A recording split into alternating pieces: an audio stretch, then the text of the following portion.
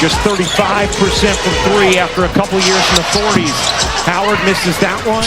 Ryan Howard or Alicia Gray, I think Ryan Howard, airballs a shot to win the game late. It lands in Angel Reese's lap, and collectively the whole world said, yeah, she ain't making that. Collectively the whole world said, oh, Angel Reese has it? Oh, and it's a layup? Yeah, she's breaking that. And lo and behold, point blank range to win the game, we get a classic Angel Reese pray up. Atlanta continues to own the offensive glass here in the fourth quarter. Great board. Loser! I don't even play basketball and I would have made that shot. And even if I didn't make that shot, I'd have did something funny. You know, I'd have did something funny.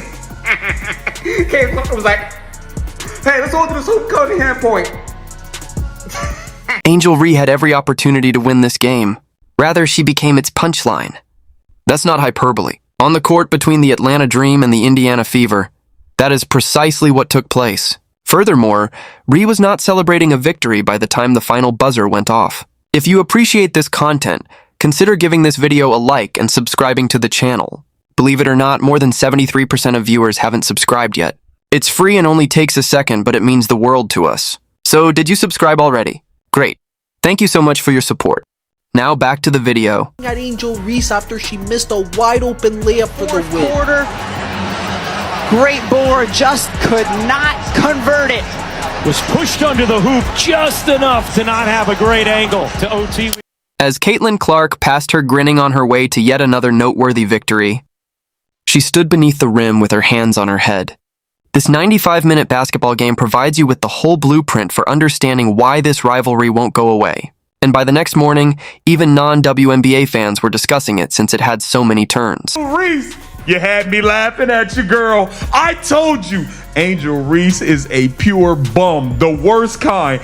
Angel Reese is the type to steal the trash off your curb and try to see if she can go put it in her refrigerator. The girl can't make a layup to save her life. She missed like 7 layups in the first quarter. Meanwhile, me, the GOAT, Caitlin Clark, I'm putting on shows every single night. 26 points, 9 assists. Caitlin Clark and the Indiana Fever humiliate Angel Reese.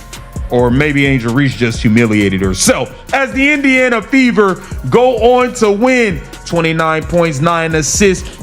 This didn't start as some heated back and forth between two players who already despise one another. So let's start at the point where things truly got physical. Simply put, it began with Reese being roasted on defense.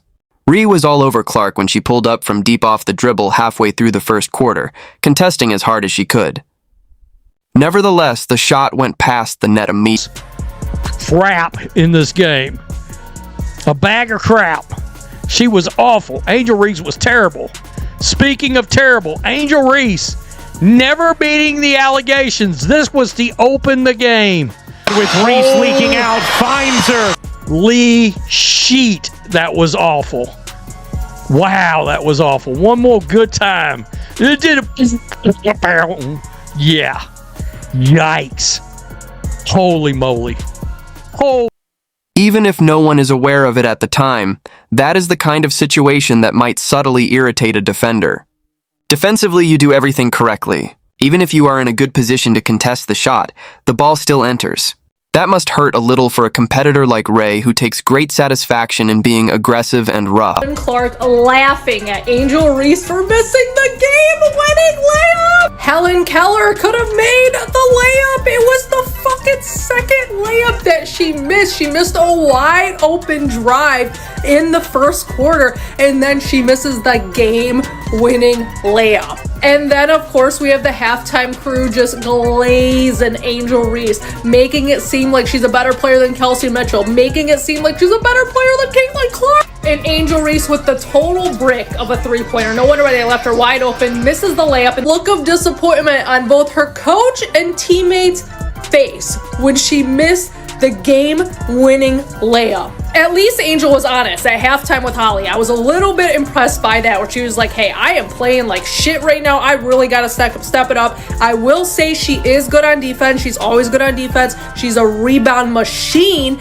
but she shouldn't shoot the ball so much. This photo just like needs A few possessions later, Ray and Clark scrambled for the loose ball below the rim after Ryan Howard's attempt went up and missed. At that point, Ree pushed her forearm directly into Clark's neck to keep her away from the ball, rather than simply boxing out like in a typical rebounding battle. When two players jump simultaneously and collide on the way down, it's not a bump or accidental contact, a purposeful, obvious thrust to the neck, the kind of motion that is automatically marked in practically any other physical competition. Furthermore, officials could not argue they missed the angle because this did not occur in a crowd or off in a corner. It took place immediately in front of two officials who were standing in the paint in plain view under brilliant arena lighting with cameras capturing every moment of it from various angles. Howard misses that one, out of bounds, and it will be Indiana basketball. 4:10 to go in the first, and the Fever lead by 2.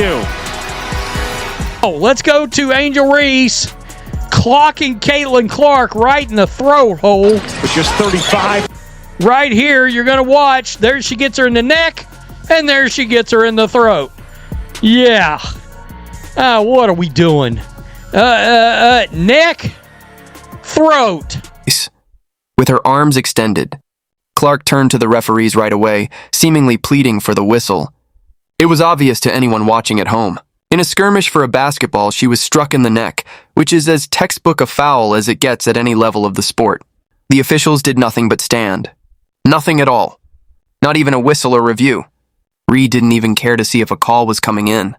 So she knew she got away with it with the same attitude she would have had following a standard defensive rebound. She simply turned around and continued playing as if nothing had occurred. She jogged back. Look at how she hit Caitlin in the neck. Look, watch this. First time, look, second time. Bro, like, what are we doing? And then the refs act like they didn't see it. Like, bro, the refs in Atlanta. Real received a harsh online response right away. Within minutes, videos of the shove went viral on social media, garnering hundreds of thousands of views before halftime. Fans who often attempt to remain impartial in this rivalry. Those who maintain that they simply want to watch superb basketball without taking sides were unable to defend what they had just witnessed. Rye is not a rebounder when she has to actually use technique and positioning. One fan stated simply, "When the ball does not bounce in her direction, she is a player who grabs and shoves." The fact that Clark had scored right over Reese's greatest contest just minutes prior was brought up by another supporter, which made the whole situation even more painful. Therefore, the shove appeared to be a real-time outburst of frustration rather than a botched hustle play. The trend that fans have become accustomed to seeing from Rye in this game was evident once more, regardless of the true motivation. Forceful, physically demanding, and slightly outside the bounds of a proper battle. Performance by her was just insane. Now look at this three right away in Angel Reese's face. The switch on Reese will fire. Hey! It's really obvious that these two do not like. However, there is a problem with such type of gamesmanship. It is only effective if it genuinely modifies the game's result, and it made no difference in Reese's favor on this particular night.